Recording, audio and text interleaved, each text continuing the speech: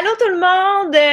C'est la suite de notre Facebook Live. La technologie a décidé que ça marchait pas ce matin, donc on s'est reviré de bord sur un dixaine, comme on dit.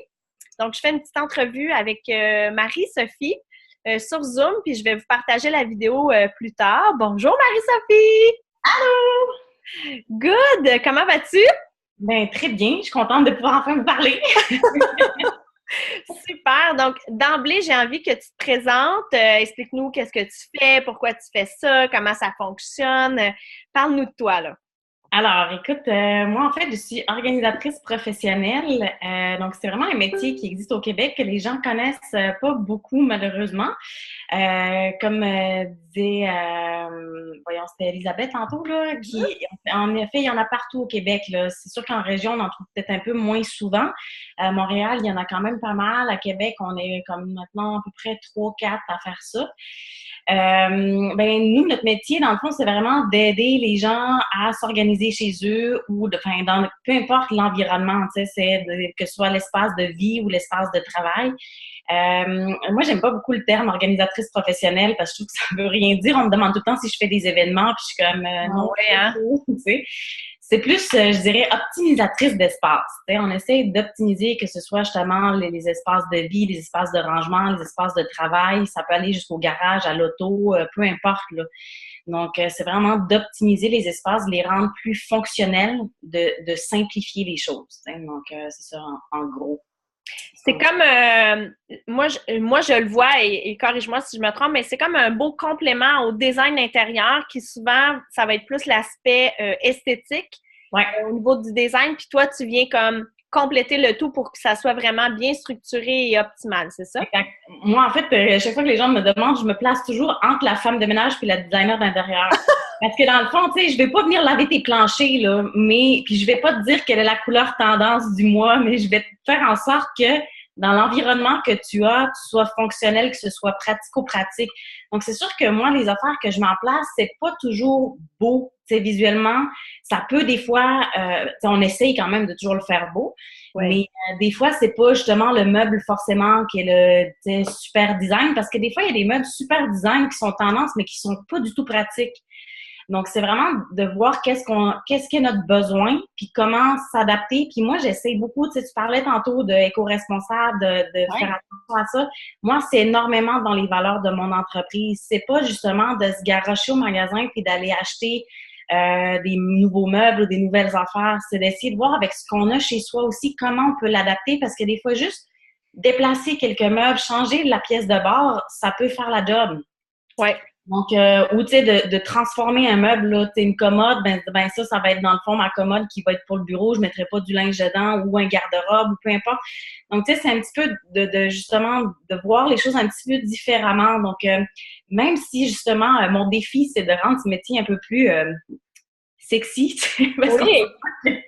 quand je parle de ménage et tout ça, les gens vont là, ouais, super, le ménage, ça, c'est pas comme un sujet qui est très fancy puis très cool à raconter.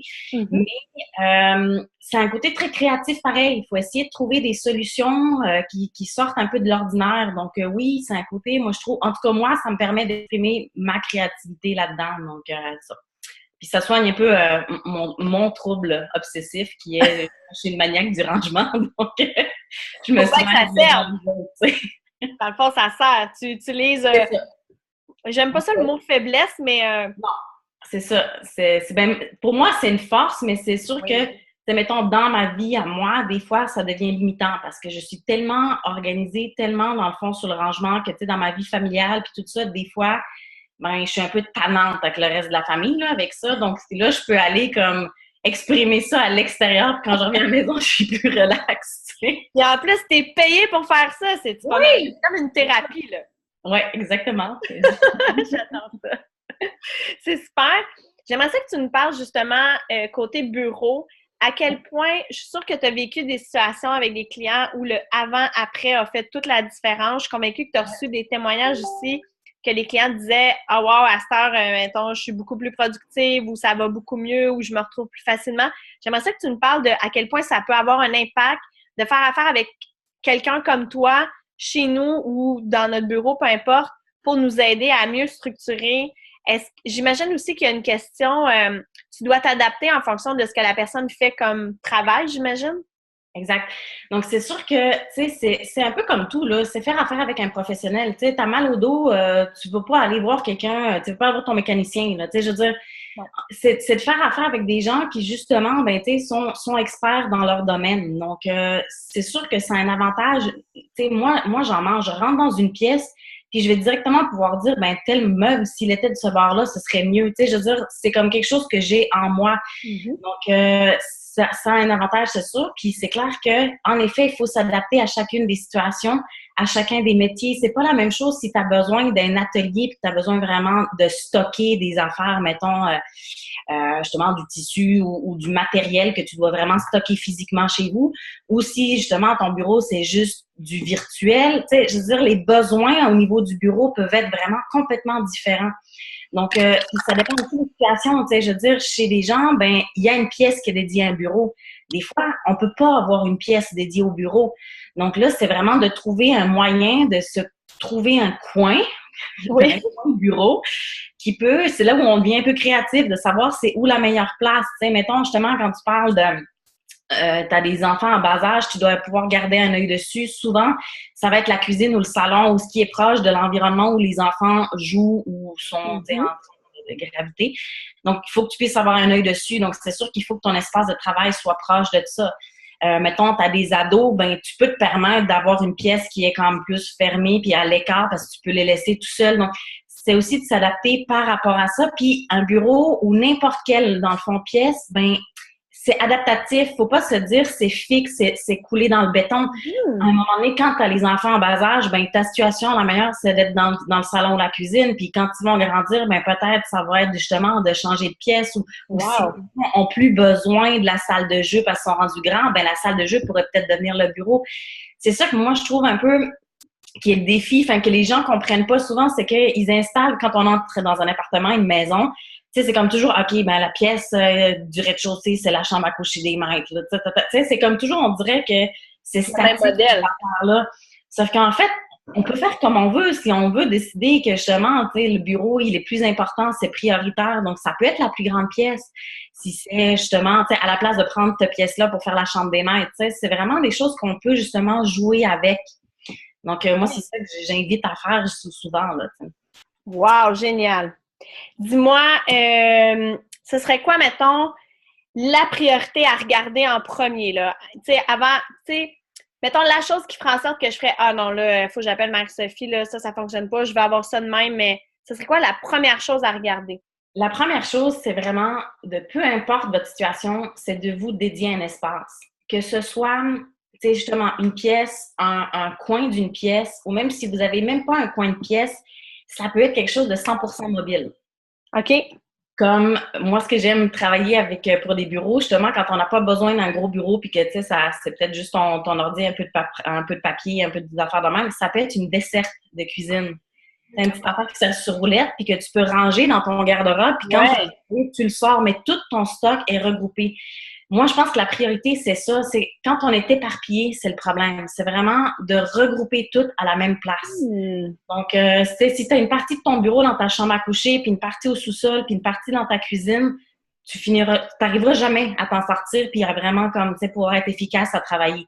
Donc, Wow. peu importe, c'est vraiment, la première chose, c'est de regrouper tout à la même place, puis Uh-huh. justement de catégoriser, puis de déterminer vraiment tes besoins. Parce que des fois, là, on s'imagine qu'avoir un bureau, c'est forcément avoir la grosse imprimante, le scanner, c'est toute la fourniture de papier. Tu sais, moi, je me suis rendu compte que du papier, j'en utilise quasiment pas. J'ai un petit calepin puis 2, 3 stylos, c'est tout ce que j'ai besoin pour mon agenda.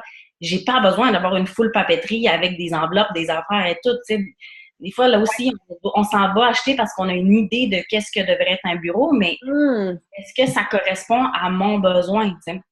Donc, c'est vraiment de faire une liste. C'est quoi que j'utilise au quotidien dans mon bureau? C'est quoi que j'ai besoin d'avoir à portée de main?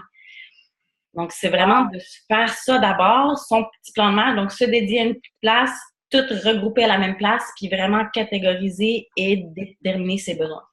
Wow, j'adore ça. Hey, merci, c'est trois beaux conseils, vraiment. C'est vraiment chouette. J'avoue que je me suis jamais questionnée à me dire, j'ai-tu vraiment besoin de ça dans mon travail, mais moi, je suis une maniaque du bureau en gros, là.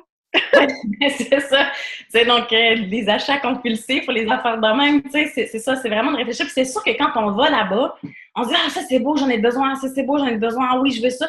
Puis finalement, tu sais, on les installe, puis on se rend compte que c'est quelque chose qu'on n'utilise jamais. Donc, c'est vraiment de se poser les bonnes questions avant de... Puis ça, c'est toujours ce que je dis aussi, justement, avant d'aller se garrocher à aller acheter de quoi, c'est vraiment se poser des questions. C'est de s'asseoir puis de prendre juste une réflexion. C'est ce que je fais avec mes clients. C'est que la première étape, c'est toujours de s'asseoir, peu importe le projet d'organisation, puis de comprendre quel est le besoin, où est le bug, puis qu'est-ce qui se passe. T'sais. Puis en plus de ça, on a des personnalités différentes. Ouais. Il y a des gens qui aiment ça, justement. Moi, je suis comme ça. J'ai besoin d'un bureau complètement épuré. Si j'ai plein de piles d'affaires, je suis incapable de travailler. D'autres personnes sont visuelles d'une autre manière, ont besoin de voir les choses. Si elles sont rangées dans des tiroirs, ils les verront pas puis ils les feront pas. Quand tu parles, justement, d'oublier des factures puis de pas payer des affaires, ça se retrouve dans des piles puis ou rangé dans un tiroir ou dans une filière, ils le ressortiront jamais. Pour eux autres, c'est pas à leur vue. C'est disparu. Ça n'existe plus. Ouais, c'est ça. Ça serait le fun, hein? Ouais! Bonsoir! Mais... Je veux un tiroir de même, moi? C'est ça. Mais là, c'est que ces gens-là, ben, on va plus embarquer sur des systèmes transparents, sur de l'étiquetage encore plus, tu sais, sur justement une filière qui est peut-être verticale, mais qui est comme visible quand même, qui reste dans le champ de vision. Donc, tu sais, c'est vraiment très personnalisé. Donc, c'est pour ça que faire affaire avec une organisatrice professionnelle, c'est quand même intéressant parce qu'elle va vraiment vous poser les questions, vous confronter par rapport à ça, puis savoir comment vous fonctionnez, puis quels sont vos besoins, puis trouver un système qui est adapté à vous. Moi, je peux pas te dire, ben oui, va chez Ikea ou va chez Bureau en gros, puis achète tel système, c'est sûr que ça va marcher. C'est pas vrai, c'est un mensonge. Parce que si je te connais pas, je vais juste te dire de quoi que tu sauras même pas comment utiliser. Donc, ça marche pas.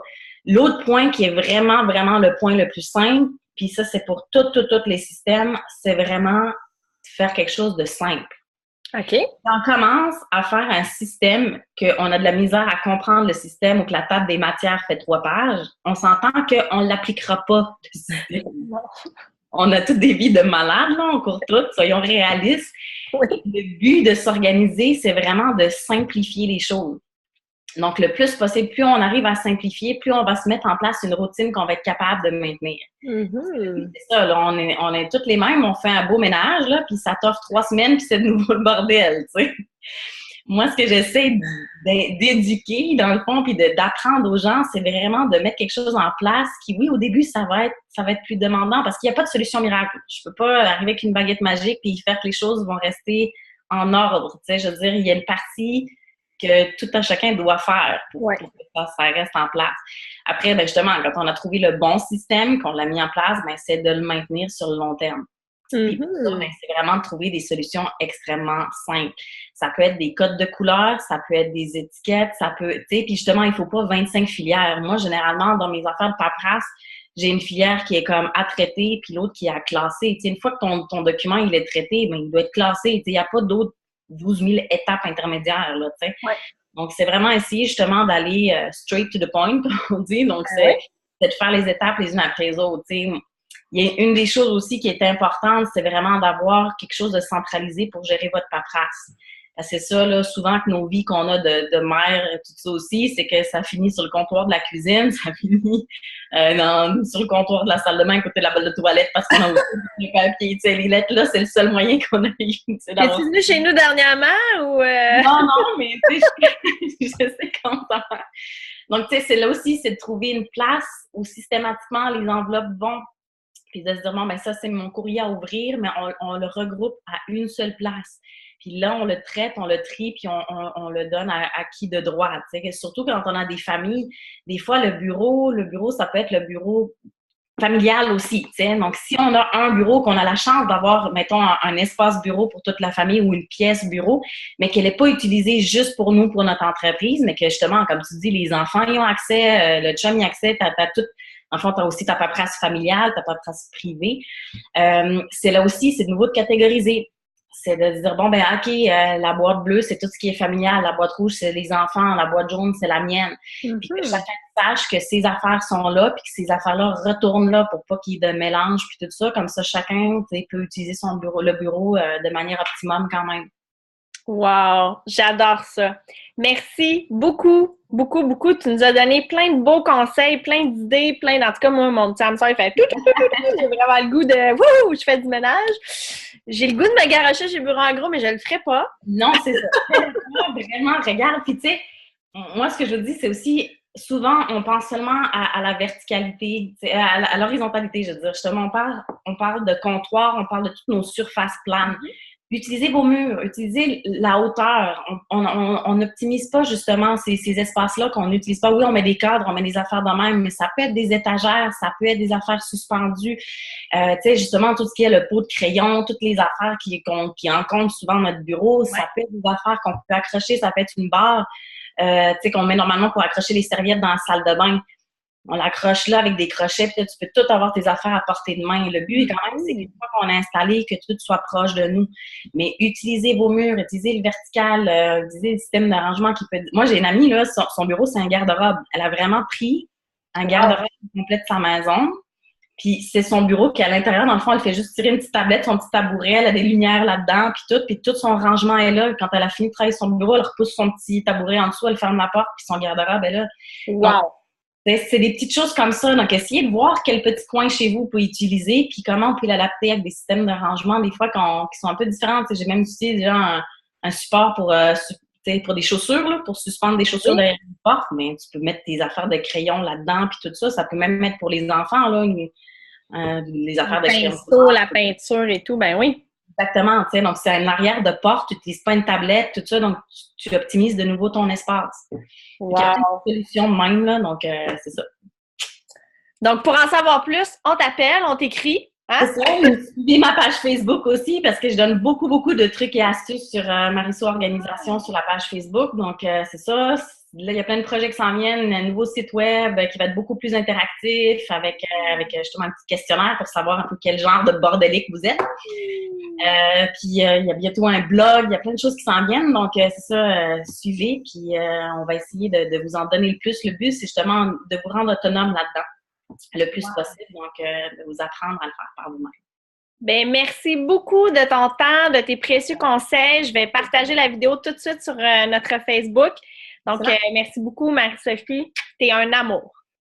Merci à toi, ça me fait toujours plaisir. Puis, bonne journée à toutes les filles du REMA. Puis, on se revoit bientôt. Oui, bye bye. Bye.